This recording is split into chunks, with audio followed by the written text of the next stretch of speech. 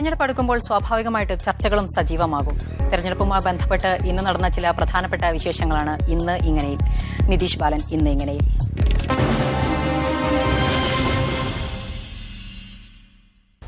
UDF-ലും കോൺഗ്രസിലും സീറ്റുകളുടെ കാര്യത്തിൽ ധാരണയായെങ്കിലും പലയിടത്തും കല്ലുകടി തുടരുകയാണ്. 4 സീറ്റ് വേണമെന്ന നിലപാടിൽ ഉറച്ചു നിൽക്കുകയാണ് INTUC. വൈപ്പിൻ, ദേവികുളം, കാഞ്ഞങ്ങാട്, തവനൂർ മണ്ഡലങ്ങളാണ് INTUC ആവശ്യപ്പെടുന്നത്. നാളെ നടക്കുന്ന ചർച്ചകൾക്ക് ശേഷം ഇക്കാര്യത്തിൽ അന്തിമ തീരുമാനമെടുക്കും. ഒരു ഹൈക്കമാൻഡിന്റെ ഒരു റീഅറേഞ്ച്മെന്റാണ് പെർമിഷൻ മാറുക. അതിനുവേണ്ടിയുള്ള ശ്രമം അവരിപ്പോൾ 3 പേരോട് നടത്തുകയാണ്. നാളെ ഞാൻ അടിയന്തരമായിട്ട് എല്ലാ ജില്ലാ INTUC പ്രസിഡന്റുമാരും തിരുവനന്തപുരത്ത് വരാൻ പറഞ്ഞിട്ടുണ്ട്. അപ്പോൾ ജില്ലാ INTUC പ്രസിഡന്റുമാരെ വിളിച്ചിട്ട് KPCC പ്രസിഡന്റും ഞാനും കൂടി ഞങ്ങളെല്ലാവരോടും ഇന്ന് ആലോചിച്ചിട്ട് എത്രത്തോളം മുന്നോട്ട് കൊണ്ടുപോകാൻ കഴിയുമെന്നുള്ളതിനെക്കുറിച്ച് ആലോചിക്കാം. ഏറ്റുമാനൂർ മണ്ഡലത്തിൽ UDF വിമത സ്ഥാനാർത്ഥിയായി ജോസ്മൻ മുണ്ടക്കൽ രംഗത്തെത്തി. കേരള കോൺഗ്രസും കോട്ടയം ജില്ലാ ജനറൽ സെക്രട്ടറിയും കൊഴുവനാൽ ഗ്രാമപഞ്ചായത്ത് പ്രസിഡന്റുമാണ് ജോസ്മോൻ. പാർട്ടിയുടെ പ്രാഥമികാംഗത്വം രാജിവെക്കുന്നതായി ജോസ്മോൻ അറിയിച്ചു. 20 വർഷക്കാലത്തെ പ്രവർത്തനങ്ങൾ കൊണ്ട് ഏറ്റുമാനൂർ നിയോജക മണ്ഡലത്തിലെ വികസനത്തിന് വേണ്ടി യാതൊരു സംഭാവനയും നൽകിയിട്ടില്ലാത്തയാളെ UDF സ്ഥാനാർത്ഥിയായിട്ട് അവതരിപ്പിച്ചു.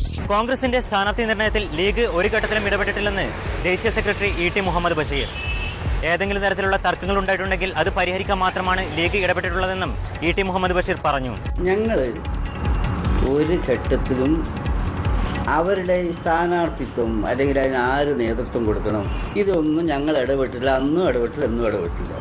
ഞങ്ങൾ ഇടപെട്ടു എന്ന് പറയുന്ന ഒരു ഘട്ടത്തിൽ മാത്രം എന്താണ് ഉമ്മൻചാണ്ടി പണിയെ പോന്നിരിക്കുന്നു എന്നൊക്കെ വാർത്ത വന്നപ്പോൾ അവിടെ ഞങ്ങൾ പറഞ്ഞു അങ്ങനെ ഈ ടീമിൽ നകലാൻ പാടില്ല. കൂടുതൽ തെരഞ്ഞെടുപ്പ് വിശേഷങ്ങളുമായി കേരള ബാലറ്റിൽ അപർണ കാർത്തിക ചേരും. കൊല്ലം നിയമസഭാ മണ്ഡലത്തിലെ LDF സ്ഥാനാർത്ഥി മുകേഷിന് മത്സരത്തിന് കെട്ടിവെക്കാനുള്ള തുക കശുവണ്ടി തൊഴിലാളികളാണ് പിരിച്ചു നൽകിയത്. കൊല്ലത്തെ അഞ്ചാലുമുട്ടിലുള്ള കശുവണ്ടി ഫാക്ടറിയിലെത്തി മുകേഷ് ഈ തുക കൈപ്പറ്റുകയും ചെയ്തു. തൊഴിലാളികളുടെ ആവേശത്തിൽ അദ്ദേഹം വളരെയധികം സന്തോഷം അറിയിക്കുകയും ചെയ്തു. കൊല്ലത്തെ കശുവണ്ടി വ്യവസായത്തെ പഴയ പ്രതാപത്തിലേക്ക് തിരിച്ചെത്തിക്കുമെന്നതാണ് നടൻ മുകേഷ് വോട്ടർമാർക്ക് നൽകുന്ന വാഗ്ദാനങ്ങളിലൊന്ന്. ഇതിനായി PK ഗുരുദാസൻ തുടങ്ങിവെച്ച പദ്ധതികൾ പൂർത്തീകരിക്കുമെന്ന ഉറപ്പും മുകേഷ് നൽകുന്നുണ്ട്. ഈ വാക്കിൽ വലിയ പ്രതീക്ഷയാണ് കൊല്ലത്തെ കശുവണ്ടി തൊഴിലാളികൾക്കുള്ളത്. അതുകൊണ്ട് തന്നെ മുകേഷിന് തെരഞ്ഞെടുപ്പിനായി കെട്ടിവെക്കാനുള്ള തുക തൊഴിലാളികൾ സംഭാവന ചെയ്തു. അഞ്ചാലമൂട് കശുവണ്ടി ഫാക്ടറിയിലെത്തിയാണ് മുകേഷ് തുക സ്വീകരിച്ചത്.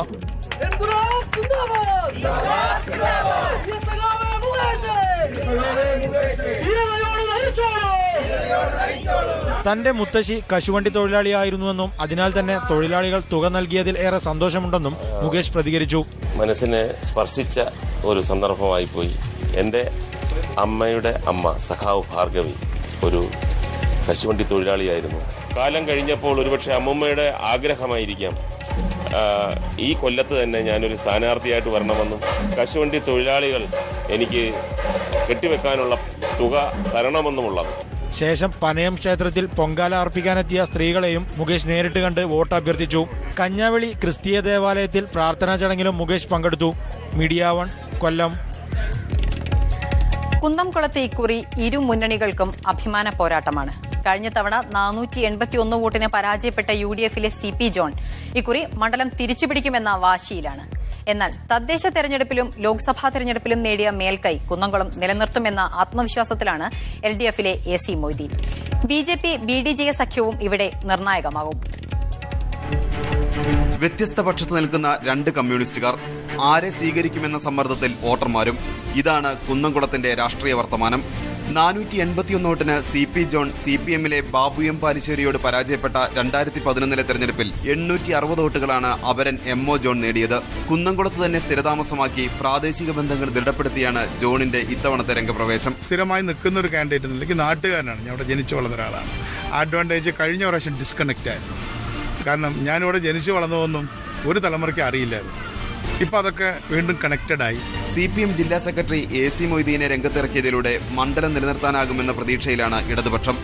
481 പറഞ്ഞ് അവരെങ്ങനെ അതിന്റെ ഒരു ആവേശത്തിൽ നിന്നിട്ട് കാര്യമില്ല. ഈ മണ്ഡലത്തിൽ അതിനുശേഷം നടന്ന എല്ലാ തെരഞ്ഞെടുപ്പിലും ഇടതുപക്ഷം മുന്നണി ജയിക്കുക. BJPയുടെ പ്രതീക്ഷ ഇങ്ങനെ. ത്രിതല പഞ്ചായത്ത് തെരഞ്ഞെടുപ്പിൽ BJPക്ക് കുന്നംകുളം നിയമസഭാ മണ്ഡലത്തിൽ 25,000-ലധികം വോട്ടുകൾ താമര ചിഹ്നത്തിൽ ശേഖരിക്കാൻ വേണ്ടിയിട്ട് സാധിച്ചിട്ടുണ്ട്.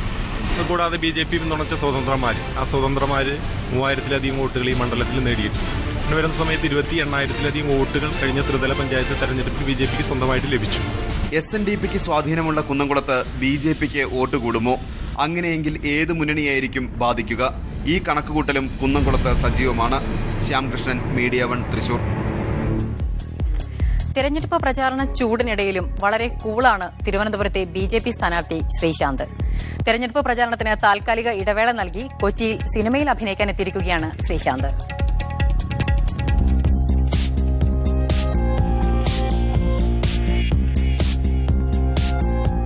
നിയമസഭാ തെരഞ്ഞെടുപ്പിൽ BJP സ്ഥാനാർത്ഥിയാണെന്നതൊക്കെ ശരി തന്നെ. എങ്കിലും തെരഞ്ഞെടുപ്പ് പ്രചാരണം കട്ട് ചെയ്ത് സിനിമാഭിനയത്തിനോട് ആക്ഷൻ പറഞ്ഞിരിക്കുകയാണ് ശ്രീശാന്ത്. കലാപാരമ്പര്യമുള്ള കുടുംബത്തിലെ അംഗമായ തനിക്ക് അഭിനയം ബുദ്ധിമുട്ടുള്ള കാര്യമല്ലെന്നാണ് താരത്തിന്റെ പക്ഷം. എൻ്റെ അച്ഛൻ കുറേ നാടകങ്ങളിൽ അഭിനയിച്ചിട്ടുണ്ട്, 2-3 സിനിമയിൽ അഭിനയിച്ചിട്ടുണ്ട്. പണ്ടത്തെ ആന, വാരിക്കുഴി എന്നൊക്കെ പറഞ്ഞ് പഴയ പടങ്ങൾ. പിന്നെ എൻ്റെ ചേട്ടനാണ് 2-3 പടം. ആരും എൻ്റെ ചേച്ചിയായിരുന്നു ഇത്രയും സക്സസ്ഫുൾ ആയത് മൂവിയിൽ. പിന്നെ മധു ബാലകൃഷ്ണൻ, അളിയൻ പാട്ടുകാരൻ. 2 ദിവസത്തേക്കാണെങ്കിലും മണ്ഡലത്തിൽ നിന്ന് മാറി നിൽക്കുന്നത് പ്രചാരണത്തെ ബാധിക്കില്ലേ എന്ന ചോദ്യത്തിന് നല്ല വഴക്കത്തിൽ മറുപടി. ഇല്ല, ഒരിക്കലും എഫക്റ്റ് ചെയ്യില്ല. കാരണം നമ്മുടെ അവിടുത്തെ ബേസ് എന്ന് പറഞ്ഞാൽ വളരെ നല്ല ബേസാണ്. അത് മാത്രമല്ല രാജഗോപാൽ സാർ നിന്ന മണ്ഡപമാണ്. എസ്പെഷ്യലി RSSും നമ്മുടെ യങ്സ്റ്റേഴ്സ് എസ്പെഷ്യലി യൂത്ത് വർക്ക് ചെയ്യുന്നത് ഞാൻ വരെ ചെല്ലുമ്പോൾ ശരിക്കും സർപ്രൈസ് ആണ്. തെരഞ്ഞെടുപ്പിനോടനുബന്ധിച്ച് കുടുംബസമേതം തിരുവനന്തപുരത്തേക്ക് താമസം മാറാനൊരുങ്ങുന്ന താരത്തിന് വിജയപ്രതീക്ഷയും ഒട്ടും കുറവല്ല. ഇനി നമുക്ക് എക്സാക്ട്ലി 28 വാർഡാണ് എൻ്റെ ഇതിൽ. അപ്പോൾ 28 ദിവസത്തിൽ കൂടുതലുണ്ട് ഇലക്ഷന്. എല്ലാ വാർഡിലും ഓരോ ദിവസം ഞാൻ ചെലവാക്കുന്നുണ്ട്. അപ്പോൾ ആരും ഞാൻ മിസ് ചെയ്യാൻ പോകുന്നില്ല.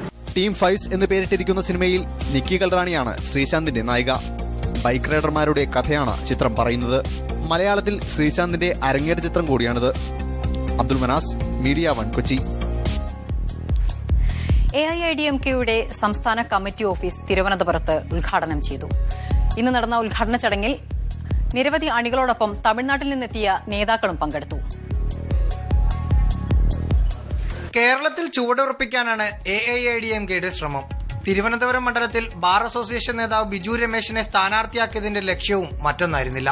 ഇപ്പോഴിതാ സംസ്ഥാന കമ്മിറ്റി ഓഫീസും തലസ്ഥാനത്ത് തുറന്നിരിക്കുന്നു.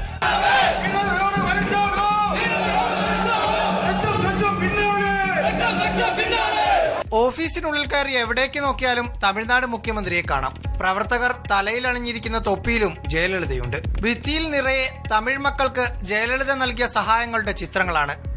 അതിർത്തി കടന്നെത്തിയ നേതാക്കൾ ബിജു രമേശിനു വേണ്ടി വോട്ട് ചോദിക്കുന്നു. ഇന്ന് മുതൽ നമ്മൾ എല്ലാവരും സ്നേഹിതരിടവും പക്കത്തിലിരിക്കും വീണ്ടും സഹോദര സഹോദരിടവും അണ്ണൻ ബിജു രമേശിന് വേണ്ടി ഉழைத்து അവരെ വീണ്ടും ചട്ടസഭയ്ക്ക് അയക്ക വേണ്ടുമെന്ന് ഉള്ളിൽ കറങ്ങുമ്പോൾ കേരള കോൺഗ്രസ് എമ്മിന്റെ ചിഹ്നമായ 2ലെയാണ് AIADMKയുടെയും ചിഹ്നം.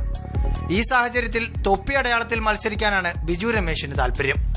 ജയലളിതയെ ബിജു രമേശ് പ്രചരണങ്ങൾക്കായി തലസ്ഥാനത്ത് എത്തിക്കുമോ എന്നാണ് എല്ലാവരും ഉറ്റുനോക്കുന്നത്. മീഡിയ 1 തിരുവനന്തപുരം. ഒരിടവേള കൂടി.